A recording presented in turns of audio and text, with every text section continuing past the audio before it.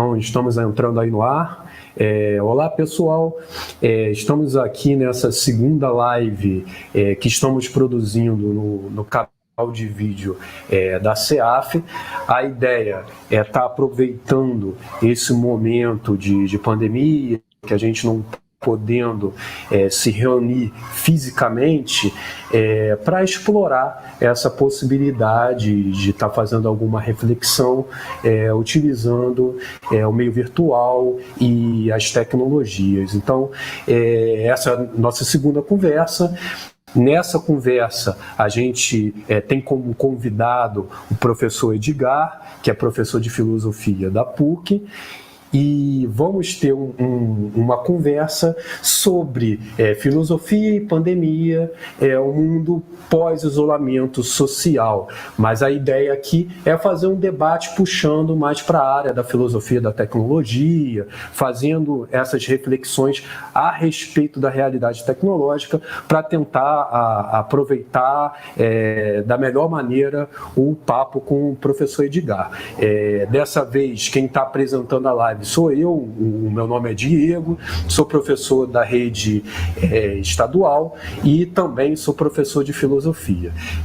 Então, vamos começar aí essa conversa, essa entrevista, com uma questão que já foi elaborada de diferentes maneiras aí para muitos pensadores, até pensadores que têm uma certa mídia, como o Zizek, o Agamben, o Harari, e uma série de outros pensadores também aqui, nacionais, que já pegaram esse problema, né? Pensar a pandemia como um problema filosófico, como um problema de reflexão, do pensamento. Então, a primeira colocação, provocação que a gente tem para você, Edgar, seria por que é importante a gente encarar essa temática da pandemia como uma questão de reflexão, como uma questão filosófica mesmo. Bom, Diego, primeiro dizer que é um prazer estar contigo aqui, mandar um abraço para todo o pessoal, enfim, da CEAF, Dalton, Dirce, Vladimir, enfim, que está aí nos ajudando, enfim, no background. E dizer o seguinte, eu tenho acompanhado esse debate, né? Eu tenho lido o Zizek, o Agamben, Harari, as filósofas, né? Butler, Naomi Campbell, Silvia Federici, e outros nomes, Latour, o Boaventura, o Achille Mbembe, enfim, Paul Preciado, e muita gente que já se pronunciou a respeito, e eu acho que é um debate que é muito oportuno, que, enfim, ajuda a gente a colocar o questionamento à altura da complexidade que ele realmente tem. A filosofia, na verdade, é muitas coisas, né? Ela pode nos ajudar a enxergar o mundo através de perspectivas menos comuns, né, extraordinárias, com um pouco de sorte. Quer dizer, ir atrás de estruturas, de fundamentos, de novas interpretações, quer dizer, de uma compreensão alargada. Eu, na verdade, pensando, né, quando você me colocou a pergunta pela primeira vez, eu pensei que tipo de contribuição eu podia dar. Porque, obviamente, o debate está aí, os textos estão disponíveis, enfim. Eu achei que a minha ideia, o que eu podia fazer era entrar por uma pegada que eu ainda não vi, não é? Que é entender o que a Covid tem para dizer para a gente. No caso específico dos nomes que eu já citei, a gente enxerga ali, a partir da Covid, por exemplo, suspensão, digamos, temporária, quer dizer, desse ritmo do capitalismo que parecia imparável, né? Ela expõe também com muita clareza as desigualdades, né? Quer dizer, tudo que não era tão visível com a epidemia ficou muito visível. A questão mesmo, num nível muito mais amplo, de uma colocação do nosso módulo civilizacional em questão. A gente já estava hesitando em pensar, eu acho que agora, né, com essa situação tão extraordinária. Mas isso tudo o Agamben tem discutido, a Judith Butler tem discutido. Então eu queria pegar a coisa pelo viés da respiração, né? Porque a Covid, como é que ela se mostra? Primeiro é como uma síndrome respiratória aguda grave. E as pessoas morrem por falta de ar, em última análise, ou pelo menos induzidas pela incapacidade da troca metabólica lá via seus pulmões, né? E então, eu queria aproveitar e entrar por essa pegada, né, uma hipótese preliminar, porque ela é um conceito muito elástico, né? Quer dizer, a gente pode pensar a respiração desde o corpo, da fisiologia, quer dizer, do inspirar e expirar, né? Quer dizer, disso que a gente mal se dá conta, que mantém a gente vivo, né? Como a gente pode explodir essa discussão, quer dizer, para o problema das florestas, para o problema climático, para o problema do pulmão do mundo, né? Quer dizer, então, quer dizer, a Covid poderia nos ajudar a pensar em termos assim muito diferenciados a nossa relação com o mundo no qual a gente vive e do qual a gente deveria se dar conta que precisa zelar por ele, né? Do qual nós dependemos para continuar vivos. Enfim, então é um pouco essa aí a pegada que eu queria seguir com você. Eu não sei se você quer pontuar, se eu continuo falando, porque eu queria fazer uma análise assim desse ponto de vista, né? Desde o do micro, né? Dessa respiração que é a respiração dos meus pulmões, até a respiração simbólica, né? A respiração no sentido metafórico. Eu perdi a tua imagem, Diego.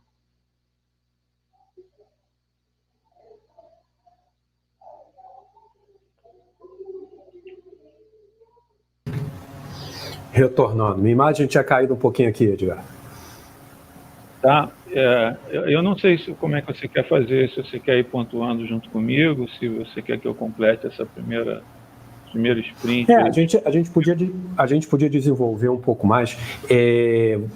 Você colocou essa ideia da respiração.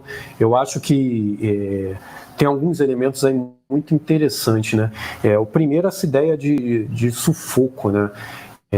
Que a gente tem esse sufocar da doença, mas a gente vive também um momento, né, de muito sufoco, né, no sentido de pressões, de interrupção do fluxo da vida em várias instâncias, né? Se a gente pensa os governos que estão colocados em muitos lugares, como o governo nosso aqui, nacional.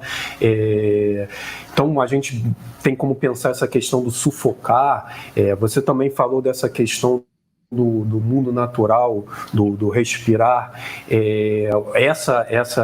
Esse coronavírus, ele vem de uma família de vírus que também tem a ver com essa questão do ritmo acelerado do capitalismo, de exploração de áreas que não eram exploradas para a indústria, para uma série de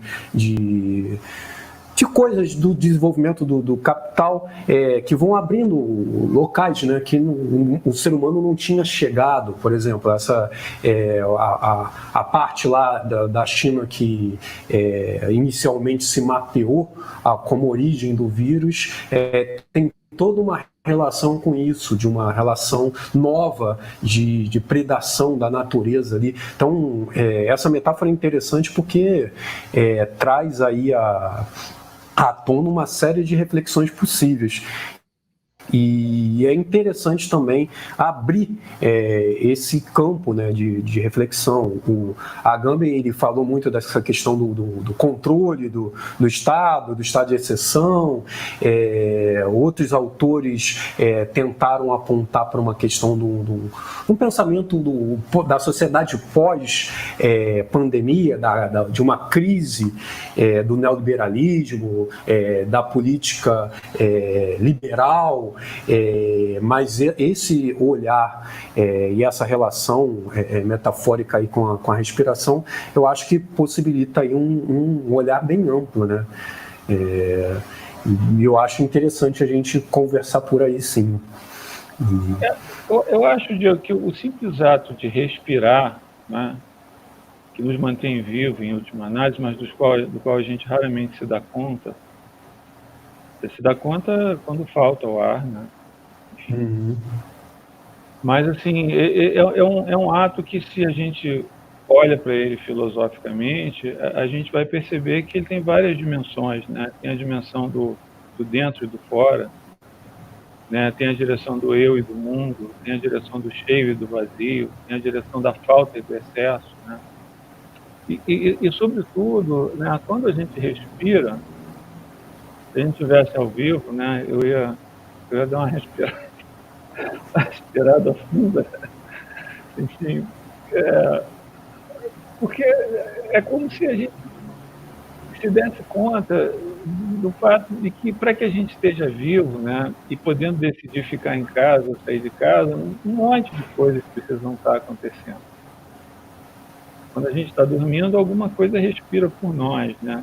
Esse ar que entra e que sai não pode estar envenenado, nem por CO2, Sim. nem por Ziclon, né? Quer dizer, e a gente também não pode estar com o nosso corpo privado da troca alveolar. Quer dizer, então, eu diria que se dar conta da respiração digamos assim, um mecanismo de desalienação, né? De você se perceber lançado num mundo pelo qual você é responsável e do qual você depende para viver, né? E aí eu saí puxando fios, né, desde essa pegada assim mais, digamos, da experiência pessoal, na direção do que está acontecendo politicamente. Aí anota só algumas coisas que eu... Primeiro, o caso Floyd, né? A morte do preto George Floyd nos Estados Unidos. O que ele dizia? I can't breathe. Sim. Eu não posso respirar.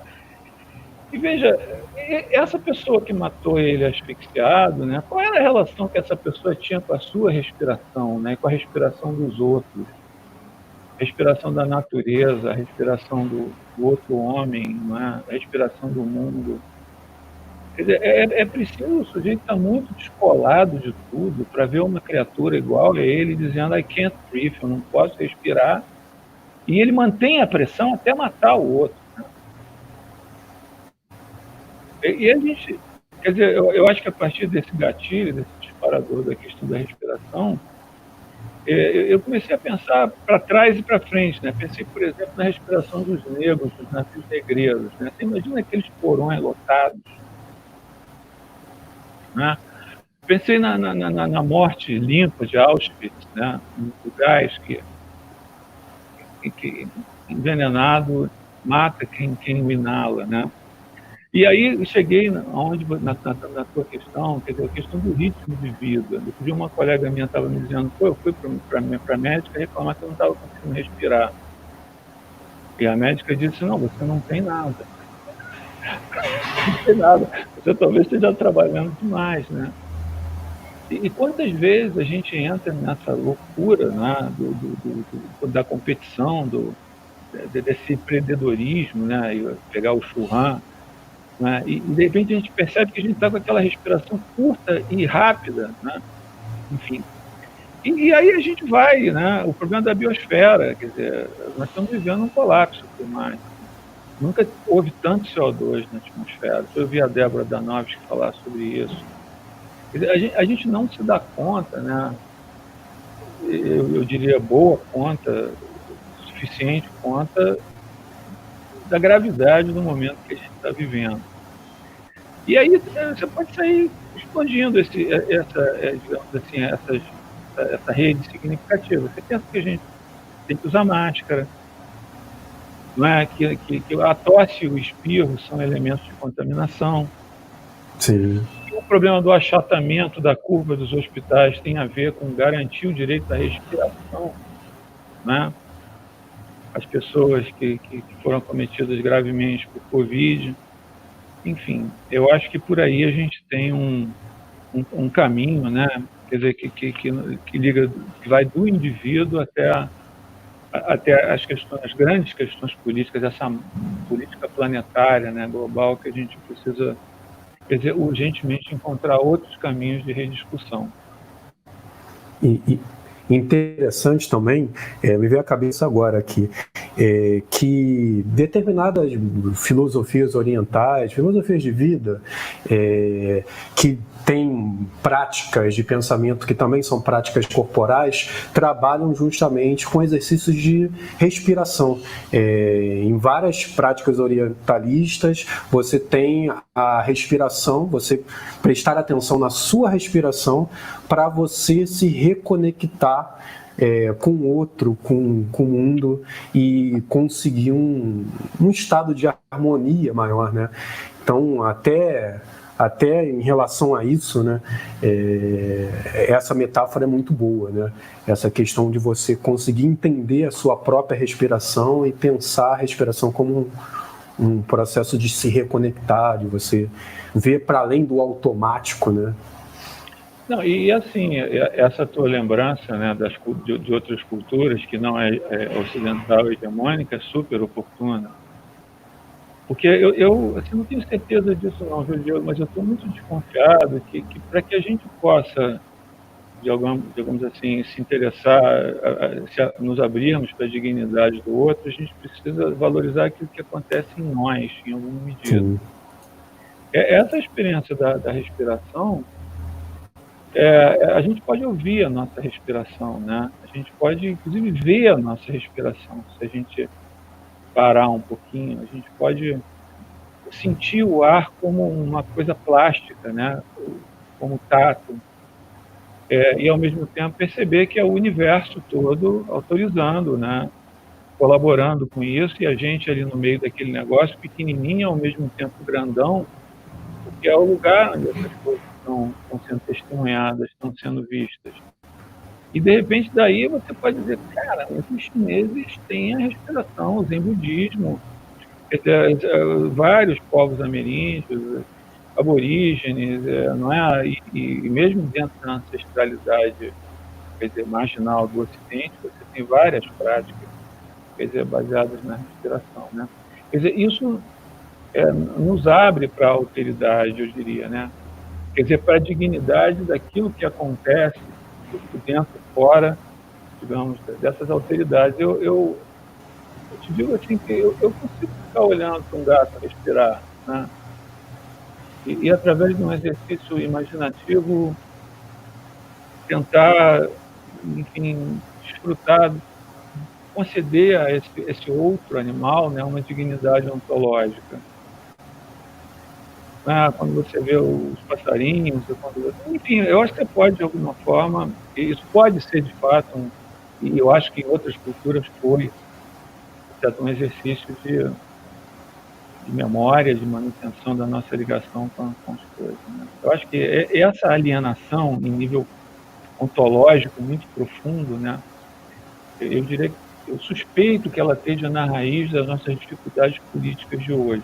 É uma questão de conectar a solução individual com a solução coletiva. Sim. Podem andar descoladas uma da outra. Sim, e é outro elemento que me veio à cabeça também, que é interessante, Edgar, é que a falta de ar no Covid é um dos sintomas que mais se destaca. Mas se a gente pega justamente o que você já tinha abordado de certa maneira, o ritmo acelerado da produtividade, do capitalismo que a gente vive, causa muitas doenças, e até doenças psicológicas que têm a ver com essa questão da falta de ar. Por exemplo, crise de pânico. Quantas pessoas não sentem falta de ar por questão psicológica, por estarem muito sobrecarregadas e muito aceleradas, né? Sim, total. É uma quantidade enorme de doenças respiratórias de várias ordens, né? Inclusive, você tem toda a razão, se ligam com o psi. É super legal a gente ouvir alguém da área psi sobre isso, né? Mas me parece que sim, que essas erupções de pânico têm a ver com a incapacidade, quer dizer, de respirar, enfim. E depois tem as sequências, né? As taquicardias, enfim, todo o processo que...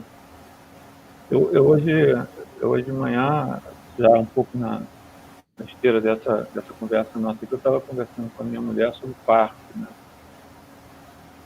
Quer dizer, eu tive a felicidade de assistir 2 partos, mas os 2 foram cesariana.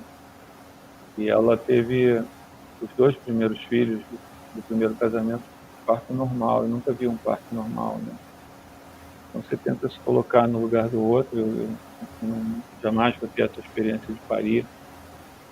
Então a gente conversa e tenta ouvir o outro, né? E a respiração,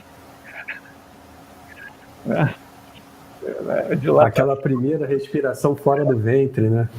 e a da mãe mesmo, quer dizer, antes de expulsar o bebê, né? Quer dizer, tudo ali, tudo tem a ver. Sim.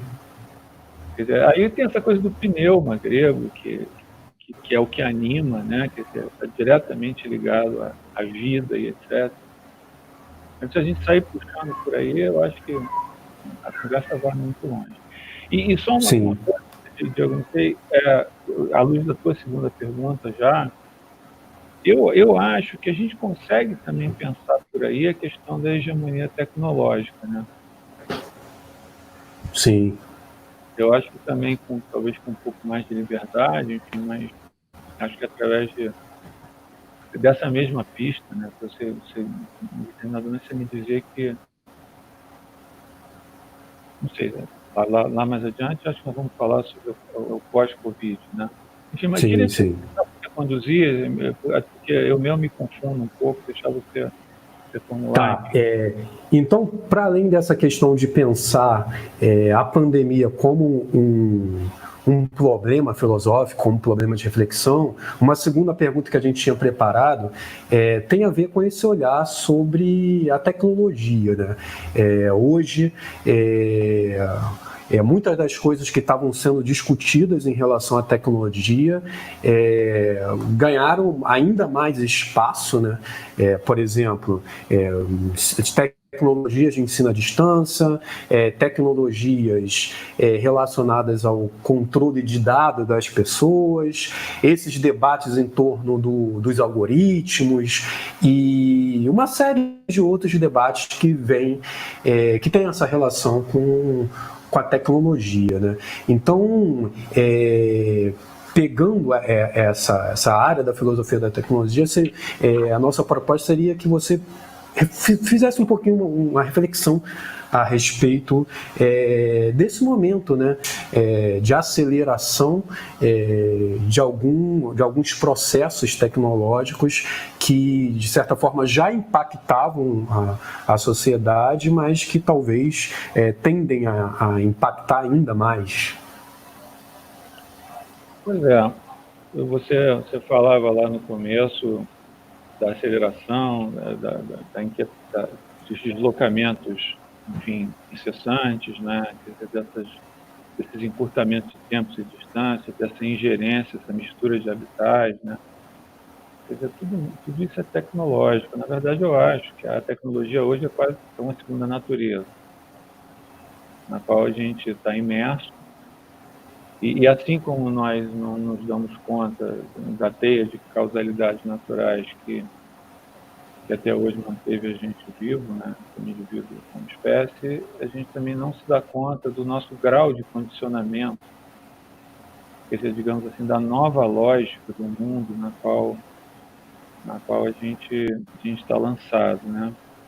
Essa segunda natureza tecnológica, eu diria que ela não dialoga bem com a primeira natureza. Ou pelo menos até agora não tem dialogado. Não fosse assim, nós não estaríamos falando aí de catástrofes climáticas, de elevação de nível do mar, né? E também não teríamos falando de, muito provavelmente, digamos assim, desse desassossego, dessas síndromes de pânico, dessas escaladas de busca por ansiolíticos, barbitúricos, remédios tarja preta, quer dizer, em geral, né? Então, eu acho que a gente precisa pensar também o fenômeno, quer dizer, tecnológico, como um processo de desalienação, né? Quer dizer, um processo de nós descobrirmos.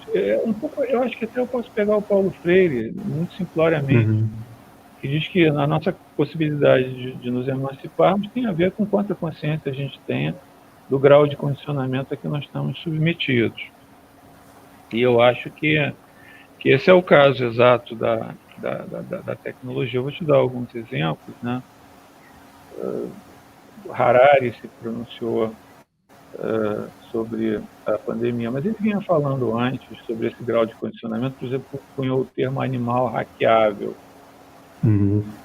A nossa própria concepção de saúde agora caminha na direção da interface corpo-máquina, da implantação de sensores, né? Mas, ao mesmo tempo, os nossos dados têm sido deixados na rede, os algoritmos nos recomendam remédios, divertimento, parceiros, leituras, programas. Né? O tempo todo nós somos bombardeados, né, por esses estímulos, nós não nos damos conta do quão, digamos, imersos, digamos, nessa lógica que nós estamos, né? A própria economia do conhecimento, vamos lá. Eu quando sento para pensar a tecnologia criticamente, eu me dou conta que eu estou pensando a tecnologia criticamente dentro da tecnologia, né? Quer dizer, o que eu estou fazendo aqui com você? Quer dizer, eu tenho um grupo de pesquisa sobre filosofia da tecnologia no CNPq, mas para que esse grupo exista academicamente, ele precisa estar cadastrado lá no enquadramento dos grupos de pesquisa, do diretório de grupos de pesquisa do CNPq, né? Então, assim, isso é quase o ar que a gente respira, e o tipo de troca que a gente tem com o meio ambiente parece que é toda mediada hoje por esses algoritmos, né, por essas novas tecnologias. E, bom, isso é o nosso destino, esse é o nosso momento. Eu não estou nem querendo me colocar aqui numa posição de um criticismo, enfim, de ingênuo em relação a isso. Esse é o nosso mundo, é o nosso momento. Agora, talvez algum tipo de gatilho de desalienação desse troço, como é que a gente faz para convidar mais gente para colocar isso seriamente em questão, né? E isso tudo num momento em que nós estamos aí falando de singularidade tecnológica, né? Pega um Ray Kurzweil, né? Está falando de convergência de todas as tecnologias e de irreversibilidade do processo de tomada de decisão por inteligências artificiais, machine learning, essa coisa toda, né? Então, as estruturas de poder também, né? Eu acho que a gente não tem como falar de política sem colocar essas coisas em questão, né? Isso tem a ver com redes sociais, isso tem a ver com fake news, né? Com a nossa própria dificuldade discursiva, né? A nossa própria capacidade de escutar o outro, né? De interrogar, enfim. Quer dizer, tudo isso está mediado, digamos, por essas redes, das quais a gente muito raramente se dá conta. Enfim, eu acho que a gente precisava, quer dizer, esse é um pouco o esforço meu, né, com esse grupo de filosofia da tecnologia que eu tenho lá na PUC, são colegas, doutorandos, mestrandos, enfim, aos quais, inclusive, eu agradeço por algumas das ideias que eu estou trocando contigo aqui. Sim. Então, você chegou a falar de bastante coisa em relação a essa questão da realidade tecnológica, né? E algumas temáticas têm aparecido com bastante força, sobretudo por conta de como as coisas se deram, por exemplo, lá na China, né? Eu acho que lá a coisa talvez tenha sido mais visível do que em qualquer outro lugar. Esse processo da pandemia serviu como um laboratório para diversas tecnologias de controle de movimento das pessoas, de rastreamento mesmo por meio dos smartphones. Aqui e em outros lugares também a gente tem essa questão do ensino à distância, né? Que de certa forma está colocado, mesmo que de forma crítica, muitas vezes ele acaba sendo pautado, mesmo por aquelas pessoas que são contrárias, estão sendo obrigadas a pautar. Então, você você corrobora com essa ideia que a gente acelerou esses debates que, de certa forma, já estavam colocados aí e que talvez seja interessante a gente reposicionar essas reflexões, né, para pensar a tecnologia, talvez de menos a reboque da própria tecnologia, mas pensar ela de uma forma mais radical para conseguir ter uma criticidade maior? Sim, Diego, a questão é como é que a gente faz isso, né? Que a gente, de uma forma ou de outra, a gente vai ter que fazer isso de dentro do próprio enquadramento tecnológico. Você falava da China, eu gostaria de ter uma informação mais confiável sobre a China, né? Sim, porque tudo que chega para cá chega meio... Mas a gente consegue, é uma questão aí de ir encontrando caminhos, mas uma das tarefas seria pensar o sistema de controle social chinês, né? Processo de identificação facial, de ranqueamento de cidadãos, né?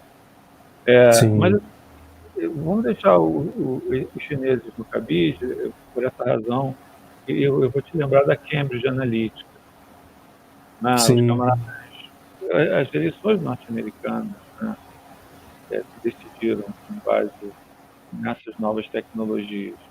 E depois de dissolvida a Cambridge Analytica, ela veio parar aqui no Brasil na figura do Steve Bannon. Mas antes ela teve em Trinidade e Tobago, ela esteve espalhada pelo mundo inteiro, né? Então, essa coisa tem, assim, consequências políticas tremendas, eu diria, né? E o problema todo aí, a segunda parte da tua questão, quer dizer, como é que a gente pensa isso de dentro? Como é que a gente pensa isso de dentro? Eu tenho feito um elenco, né, de tomadas de posição, de posturas, e tem gente que acha que isso se resolve legislando, né, politicamente no sentido tradicional. Tem gente que acha que tem que passar por uma ética dos programadores, né, prudencialistas em relação a que vão se dando conta, e já tem vários nomes, como uma espécie de chamar, vocês estão chamando a atenção. Tem a turma que acha que a gente tem que acelerar, né, que o que tem que vir é melhor que venha logo, né?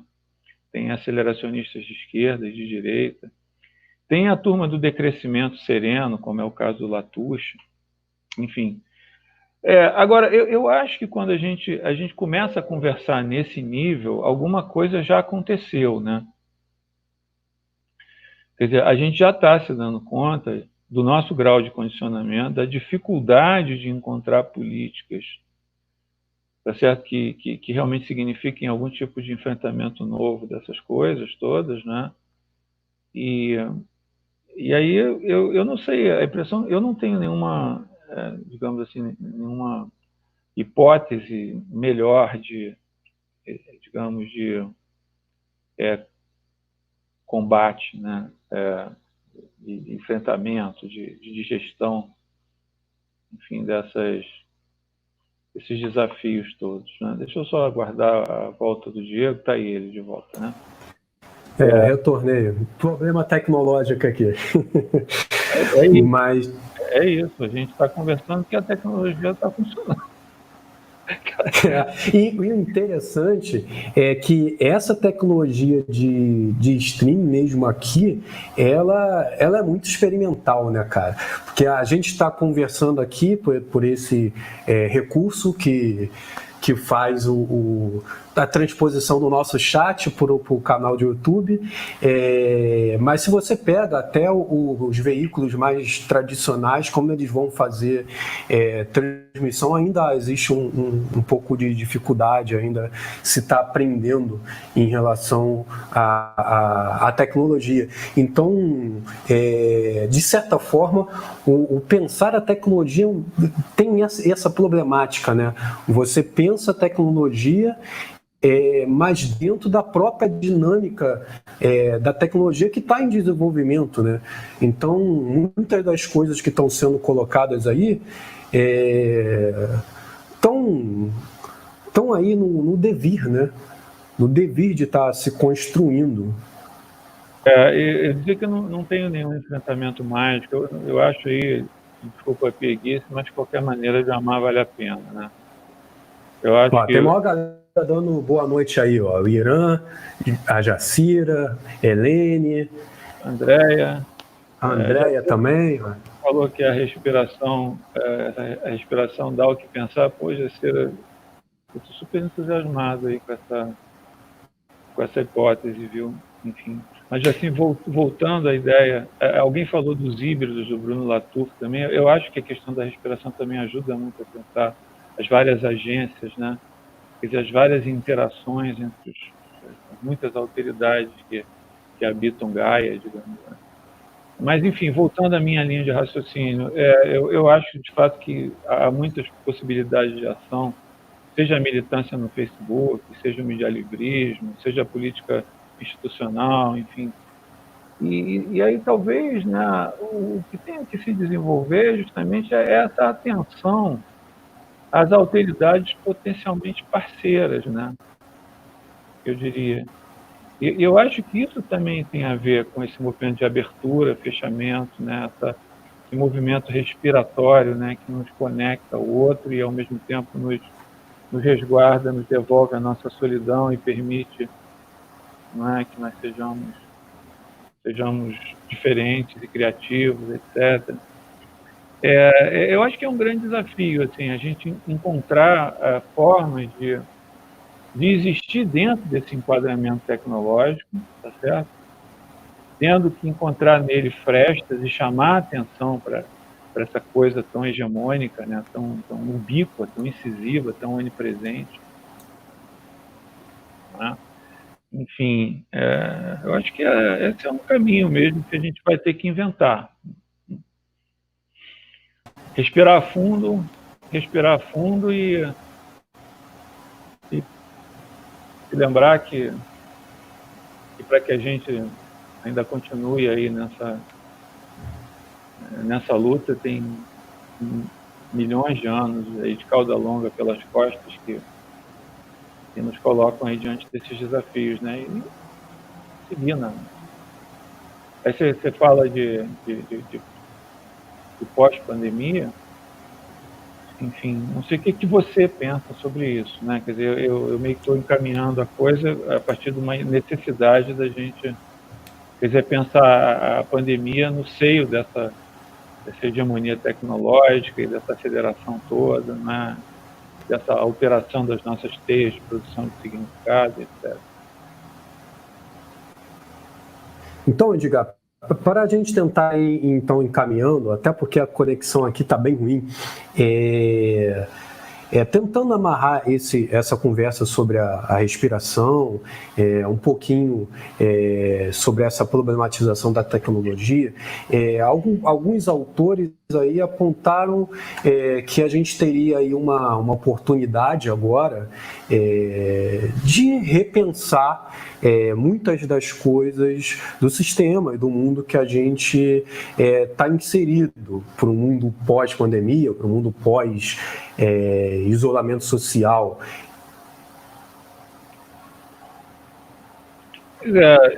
Aí você tem gente vendo janelas aí de oportunidade, gente vendo as coisas muito indefinidas, né? Quer dizer, tanto pode significar uma guinada aí de recrudescimento do neoliberalismo, como pode abrir, enfim, possibilidades aí mais à esquerda. Eu, na verdade, né, Diego, eu realmente não sei o que pensar. Quer dizer, eu acho que, para mim, a coisa fica especulativa demais, embora eu abra os olhos. Mas eu só consigo pensar em algumas coisas que me parecem absolutamente necessárias para que a gente continue falando em mundo por vir, né? Para que a gente continue falando em futuro. Bom, então deixa eu ir lá fazer minha fala final, né? A questão toda aí é com relação ao pós-pandemia, que é um mundo por vir. Tem algumas coisas que me parecem que são imperativas. Uma delas é a educação, né? A própria maneira como os governos aqui no Brasil e em muitos lugares do mundo têm lidado com a questão educativa na época do isolamento já é um pouco sinal de uma defasagem muito grande, né, em relação ao tipo de educação, né, que seria necessário para que nós pudéssemos aumentar as chances das novas gerações lidarem com esse mundo de desafios que é cada vez mais premente, quer dizer, e urgente. Eu vou te dar um exemplo muito pontual, que é a queda da obrigatoriedade da filosofia no ensino médio brasileiro, né, com a subida do governo Temer ao poder. No momento, né, em que a gente está falando aí de véspera de 5G, já falamos aí de hackeabilidade, enfim, estamos falando aí de singularidade tecnológica e essas tecnologias todas de ensino não presencial que se precipitaram sobre a gente por causa do isolamento, quer dizer, tirar do currículo exatamente aquele componente que seria um dos melhores candidatos, né, ao lugar onde nós possamos colocar essas coisas em questão, eu acho que é, no mínimo, dar um tiro no pé, né? É uma temeridade aí tremenda. E o problema, eu diria que é claro que essa disputa ela tem que se dar em muitos campos, né? Desde da política partidária até a organização dos coletivos, nas universidades. Mas eu diria que convidar essas novas gerações a pensar junto com a gente nesse novelo de questões todas é fundamental, né? Tive algumas experiências recentes com o PIBID, por exemplo, e a gente, então, discutindo redes sociais com a moçadinha, né? E, de repente, a gente descobre, quer dizer, que eles talvez estejam mais próximos, assim, de serem capazes de colocar seriamente e sobriamente essas questões do que a gente imagina, né? Então, eu não sei, eu acho que se a gente quer pensar em futuro, nós vamos precisar rediscutir prioridades para a nossa educação. E aí, nesse sentido, eu vou até ser bem ousado quando eu defendo a presença da filosofia unhas e dentes aí no ensino médio. Obviamente, a discussão às vezes é qual filosofia. Eu acho, sobretudo, uma filosofia que nos ajude a respirar, né, este mundo tecnológico com todos esses desafios, né? Uma filosofia que nos ajude a lidar com o dissenso, quer dizer, a perceber o colapso climático, né, a perceber a ubiquidade das novas tecnologias e a partir da consciência, digamos assim,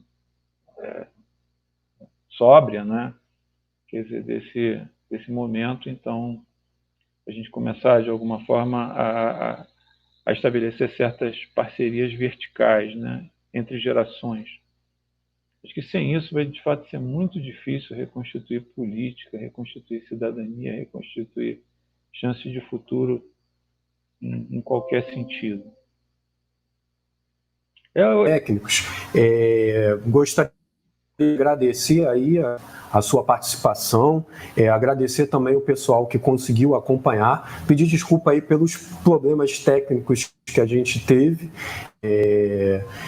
Em algum outro momento, de repente, a gente consiga fazer uma conversa mais estável. Eu que agradeço, Diego, agradeço muito a vocês, agradeço a Dirce, que agora, enfim, entrou aí online. Aliás, né, Dirce, uma hora dessa a gente tem que conversar sobre esses novos desafios, que é a questão do ensino não presencial, né? O problema da acessibilidade, o problema, enfim, de como a gente conseguir contato com essa meninada toda sem exclusão, né? É tanta coisa difícil, tanta coisa que precisa ser enfrentada com... Vamos respirar. Vamos respirar e continuar remando.